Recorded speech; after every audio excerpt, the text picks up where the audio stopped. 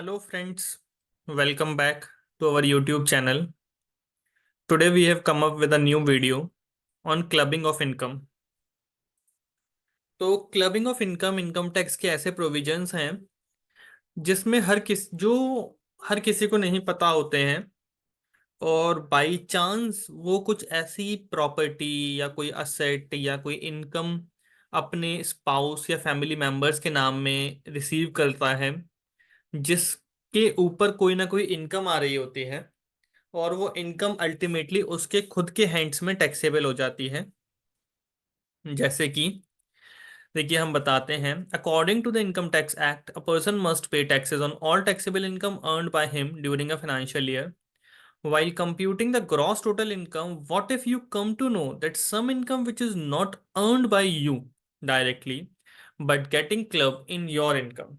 Yes, the income tax act specifies some incomes of any other person in a family to be included, and the process of inclusion is called clubbing of income. तो वो income जो आपने directly तो earn नहीं करी पर किसी भी एक ऐसे असेट से, किसी भी ऐसे सोर्स से आई है जो कि डायरेक्टली आप ही को बिलोंग करता है, पर इनकम को सिर्फ रिसीव करने वाला कोई और है, तो वो इनकम आपके हैंड्स में टैक्सेबल होती है। The provision ensures taxpayers do not avoid tax liability by transferring their income and assets within the family. No person is allowed to divert his income to any relatives to reduce tax liability. तो example देखते हैं clubbing of income के। Investing money in the form of fixed deposits, shares, mutual funds in the child और spouse name. तो बहुत लोग क्या करते हैं, फिक्स डिपॉजिट कर देते हैं अपनी वाइफ के नाम में, अपने बच्चे के नाम में, लेकिन उनको नहीं पता होता कि वो फिक्स डिपॉजिट कर रहे हैं वो उनके लिए ही टैक्सेबल है। अल्टीमेटली उन्हीं के हैंड्स में उसके ऊपर टैक्स लगने वाला है। Earning income in the name of relatives, wife और चाइल्ड। वाइफ या चाइल्ड के अकाउंट में पैसे मंगाना कहीं से, उनके नाम में इनकम अर्न करना, ऑल दो इनकम वो खुद को बिलोंग करती है। Opening saving bank account, post office savings account for dependents. उनके नाम में सेविंग अकाउंट खोलते हैं, पैसे जमा करते हैं जिससे कि उसके ऊपर जो इंटरेस्ट आए वो उनके खुद के नाम में टैक्सेबल ना हो, बल्कि जिसके नाम में वो अकाउंट खोल रहे हैं उसके नाम में हो। लेकिन क्लबिंग ऑफ इनकम में ऐसा नहीं होता, वो अल्टीमेटली उनके खुद के नाम में टैक्सेबल हो जाती है।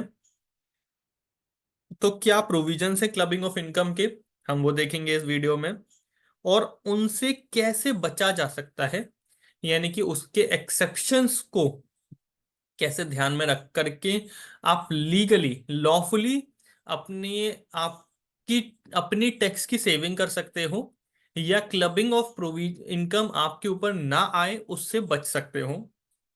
तो इस वीडियो को जरूर ध्यान तक एंड तक देखिए। हमने इस वीडियो में सारे प्रोविजंस को डिटेल में डिस्कस किया है।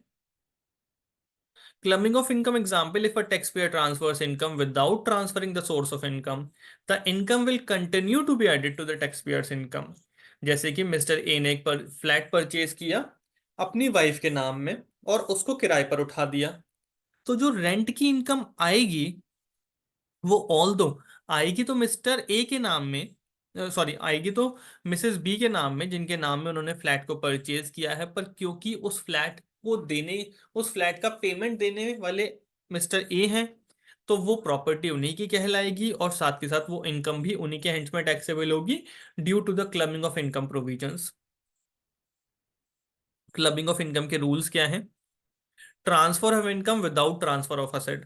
आपने इनकम तो ट्रांसफर कर दी, इनकम का सोर्स तो ट्रांसफर कर दिया, लेकिन असेट को ट्रांसफर नहीं किया। यानी कि जैसे कि आपने मिस्टर ए ने मिस्टर बी को 1 लाख रुपए दिए और बोल दिया मिस्टर बी से कि आप इसके ऊपर जो इंटरेस्ट दोगे 18% पर एनम से, वो मुझे ना देके मेरी वाइफ को दे देना। तो इस केस में मिस्टर ए ने कोशिश किया है कि अपनी इनकम जो उनका 18% का इंटरेस्ट बनने वाला है उसके टैक्स से वो बचे, लेकिन ऐसा नहीं होगा, वो फिर भी उन्हीं के हैंड्स में टैक्सेबल रहेगी, ना कि उनकी वाइफ के हैंड्स में। रिवोकेबल ट्रांसफर ऑफ असेट किया, अगर अगर असेट को ट्रांसफर किया लेकिन ऐसा ट्रांसफर है जो कभी भी वापस लिया जा सकता है, जिसको कभी भी रोका जा सकता है। तो उस केस में इनकम उसी के हाथ में ट्रांसफर टैक्सेबल रहेगी जिसने वो ट्रांसफर किया है, ना कि उसके हाथ में जिसको वो ट्रांसफर मिला है। For example, Mr. Z transfers his house to one of his friends, Mr. P, but Mr. M has right to sorry, Mr. Z, I want, ये गलत हो गया है यहाँ पर, मुझे Mr. Z लिखना था यहाँ पर। Mr. Z has right to revoke the transfer during the lifetime of Mr. P। तो उसके पास जब ऑप्शन है Mr. Z के पास उस ट्रांसफर को रिवोक करने का, तो उससे आने वाली जो भी इनकम होगी वो Mr. Z के हैंड्स में